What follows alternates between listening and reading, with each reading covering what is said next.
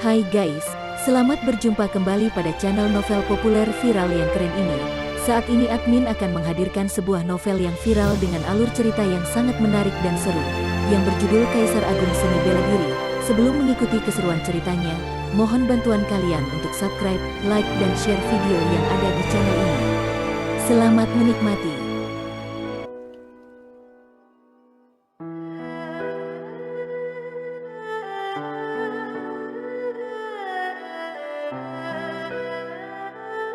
Kaisar Agung Seni Bela Diri bab 52. Nona Lu juga ada di sini. Meng Yao yang mengenakan gaun biru muncul di sekitar arena kematian dan membuat kerumunan bersorak. Selama setengah bulan terakhir, Meng Yao memiliki hubungan dekat dengan Xiu, yang terkenal di kalangan murid non-inti. Sebelumnya, Meng Yao merupakan murid non-inti paling cemerlang dan berbakat dari gerbang kebebasan. Dia mencapai alam laut energi pada usia 10 tahun dan maju ke level ke-9 tingkatan lautan energi pada usia 18 tahun. Bakat kultivasinya tak tertandingi. Ketika semua orang mengira bahwa Meng Yao akan segera mencapai tingkatan bawaan dan menjadi murid dari divisi inti gerbang kebebasan, dia tiba-tiba menghilang selama beberapa tahun. Ketika dia kembali 4 tahun kemudian, basis kultivasinya menurun. Dia hanya berada di level ke-5 tingkatan lautan energi pada saat ini. Namun, status spesial Meng Yao di divisi non-inti gerbang kebebasan tidak terpengaruh oleh basis kultivasinya. Popularitasnya begitu besar sehingga bahkan master terbaik pun tidak mampu bersaing dengannya. Meng Yao mengerutkan alis kepada Luliang, yang bertindak sebagai saksi di loteng. Intuisinya yang tajam memberitahunya bahwa Luliang pasti terlibat dalam duel antara Jingyun dan Xiu ini. Meski demikian, Luliang memiliki dukungan tetua di divisi inti. Bahkan ayahnya, Fei Chen, juga takut dengan kekuatan tetua itu. Meng Yao juga mendapati bahwa Xiu hanya memulihkan setengah dari energi vitalnya. Hal ini tentu akan mempengaruhi kekuatannya. Meskipun Xiu mengatakan bahwa dia bisa membunuh seorang kultivator di level ke-7 tingkatan lautan energi, situasi saat ini tidak mendukungnya. Begitu Luliang mengumumkan dimulainya duel, Jingyun segera menggerakkan tubuhnya. Tidak ada istilah keadilan atau etiket di dalam duel hidup dan mati semacam ini. Saat itu, Xiu sedang duduk bersila dan menyempurnakan kekuatan obat pil untuk memulihkan basis kultivasinya. Itu adalah waktu yang tepat untuk membunuhnya. Matilah. Jingyun yang mengenakan jubah putih, melompat dan berubah menjadi bayangan putih di arena kematian, serta bergerak cepat seperti awan yang berputar. Gerakan yang dilakukannya disebut kemampuan gerakan awan mengalir, yang merupakan seni bela diri peringkat kelima. Prang, Jingyun menghunus pedangnya begitu dia bergerak. Suara gemetar pedang terdengar, dan energi vitalnya menyebar. Pedang itu menebas langsung ke kepala Xiu. Jingyun memanfaatkan kesempatan untuk menyerang Xiu dengan cepat. Sulit bagi Xiu untuk menghindar sekarang karena sedang duduk bersila. Mata semua orang terbelalak. Xiu baru saja mencapai peringkat 130 di menara naga terbang. Apakah dia akan dibunuh oleh Jingyun dalam waktu sesingkat itu? Namun, Xiu tidak bergerak di arena kematian seolah-olah dia tidak menyadari bahwa pedang sedang menyerbu ke arahnya. Xiu, Meng Yao mengepalkan tinjunya, lebih gugup daripada siapapun yang hadir. Senyum sinis muncul di wajah Jingyun. Setelah diayunkan, bilah pedangnya membelah tubuh Xiu hingga menjadi dua. Semua orang kaget ketika menyaksikan adegan tersebut. Ada yang salah, tidak ada darah yang mengalir keluar. Itu adalah sebuah bayangan, seru seseorang.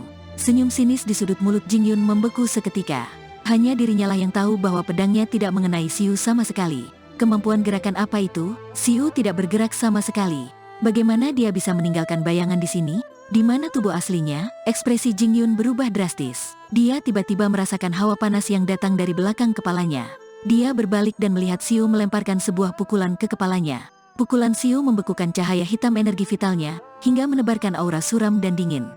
Xiu melemparkan pukulan ini dengan sekuat tenaga dan mengandung kekuatan kematian, yang dapat secara langsung merusak vena kehidupan Jingyun. Jika Jingyun terkena pukulan tersebut, dia akan mengalami cedera serius. Jingyun telah menghadapi berbagai tantangan kematian untuk mencapai level ke-7 tingkatan lautan energi. Dia juga dapat merasakan bahaya dari cahaya hitam pada pukulan Xiu. Jingyun mengeluarkan jurus keterampilan gerakan awan mengalir dari tingkatan kelengkapan secara penuh dan memiringkan kepalanya pada saat yang sama, untuk menghindari pukulan Xiu. Xiu telah berlatih keterampilan kekuatan dari ilmu pedang kecepatan, sehingga dapat dibayangkan betapa cepat pukulan yang dilayangkannya. Meskipun Jingyun berhasil menghindari pukulan Xiu, angin bersiul yang disebabkan oleh pukulan itu masih mengenai wajahnya. Semua penonton mendengar jeritan Jingyun. Selain itu, mereka juga mendapati bahwa sisi kiri wajahnya telah terpotong dan berlumuran darah. Ini, rasa sakit yang luar biasa di wajahnya membuat Jingyun merasa menderita. Akan tetapi, dia tidak tahu kenapa hawa panas yang disebabkan oleh pukulan Xiu bisa melukainya. Kultivator seni bela diri di alam laut energi bisa mengandalkan energi vital untuk melindungi tubuh mereka. Jingyun berada di level ke-7 tingkatan energi. Jika lawan ingin melukai Jingyun dengan hawa panas yang disebabkan oleh energi vitalnya, dia harus bisa mencapai puncak laut energi tingkat ke-9. Bahkan seorang master di puncak laut energi tingkat ke-9 pun akan terluka karena hawa panas yang disebabkan oleh energi vitalnya, dan Xiu harus memecahkan pertahanan energi vital Jingyun agar bisa melakukannya. Namun, pertahanan energi vital Jingyun tidak begitu bagus. Dia langsung terluka oleh pukulan Xiu. Duel di antara mereka begitu sengit sehingga membuat penonton tercengang menyaksikannya. Pertama-tama bayangan Xiu muncul di belakang Jingyun seperti hantu. Sesaat berikutnya, hawa panas yang disebabkan oleh pukulan Xiu membuat wajah Jingyun berlumuran darah. Ada sejumlah peringkat 100 besar murid non-inti dari Gerbang Kebebasan ikut hadir untuk menyaksikan duel ini. Mereka juga tidak tahu bagaimana Xiu melakukannya. Mereka bahkan terlihat menggosok mata dan mengira mereka sedang berhalusinasi. Keterampilan gerakan apa yang baru saja dilakukan Xiu? Bagaimana dia bisa tiba-tiba meninggalkan bayangan dan muncul di belakang Jingyun? Jingyun berhasil menghindari pukulan Xiu, tetapi angin yang disebabkan oleh energi vital Xiu masih bisa melukainya. Mampukah energi vital Xiu menghadapi kultivator di puncak laut energi tingkat ke-9? Tapi dia baru berada di level ketiga tingkatan lautan energi. Sejumlah orang merinding. Memiliki kekuatan yang begitu mengerikan di level ketiga tingkatan lautan energi, Xiu sangat menakutkan. Energi vital hitam yang baru saja dibekukan oleh bocah ini terlihat aneh. Lu Liang, yang berada di loteng, mengerutkan alis dengan ekspresi serius di wajahnya. Meskipun dia tidak dapat menemukan kemampuan spesial yang dimiliki Xiu untuk merusak vena kehidupan, sebagai guru besar bela diri level ke-9 tingkatan bawaan, Lu Liang dapat melihat bahwa kekuatan kematian yang telah dibekukan oleh Xiu tidak biasa. Lu Liang tidak dapat mengubah persepsi jiwanya menjadi kekuatan spirit untuk melakukan deteksi karena belum mencapai tingkatan pemurnian ilahi. Akibatnya, Lu Liang hanya bisa merasakan sesuatu yang aneh, tetapi tidak tahu apa itu. Saat ini, Jingyun berada di arena kematian dengan wajahnya yang berlumuran darah. Dia menatap Xiu dengan niat membunuh yang ganas dan sedikit ketakutan. Pukulan Xiu tadi membuatnya merasakan ancaman kematian. Jika yang melukainya bukan energi vital melainkan tinju atau pedangnya, dia pasti sudah mati. Saat ini, Xiu tampak seperti sebuah misteri bagi Jingyun. Pada umumnya, manusia akan merasakan kekaguman dan ketakutan akan hal-hal yang tidak diketahui. Jingyun menjadi sedikit bingung setelah kehilangan kepercayaan dirinya beberapa kali. Dia mengertakkan gigi dan matanya memerah. Sepertinya aku harus menggunakan pusaka formasi yang diberikan oleh Tuan Zhang. Jingyun membalik telapak tangannya, kemudian sebuah bola emas muncul di tangannya. Bola tersebut tampak padat dengan pola dan aksara yang rumit. Xiu, matilah. Sambil menunjukkan ekspresi ganas di wajahnya, Jingyun memasukkan energi vitalnya ke dalam bola emas tersebut. Cahaya keemasan yang menyilaukan menyebar dari bola itu, dan setiap cahaya keemasan tampak seperti energi pedang yang memotong udara dengan suara mendesis.